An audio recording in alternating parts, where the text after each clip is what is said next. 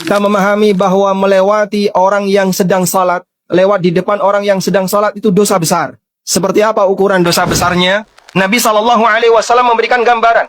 Andaikan orang yang melewati di depan orang yang salat tahu betapa besarnya ancamannya, niscaya dia lebih memilih untuk diam selama 40 hari daripada harus melewati orang itu. Karena saking besarnya ancaman itu dan saking menakutkannya ancaman itu.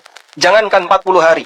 Petugas keamanan yang dia berdiri selama 8 jam itu pun harus ada istirahatnya. Apalagi selama 40 hari.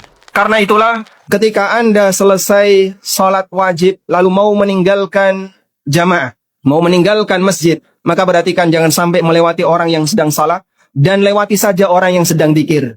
Karena melewati orang yang sedang duduk dzikir, orang yang sedang membaca Quran diperbolehkan dengan ijma' kaum muslimin. Tapi melewati orang yang sedang salat apapun posisinya, baik dia berdiri, dia rukuk, dia i'tidal, apalagi ketika sujud, hukumnya haram berdasarkan sabda Nabi SAW.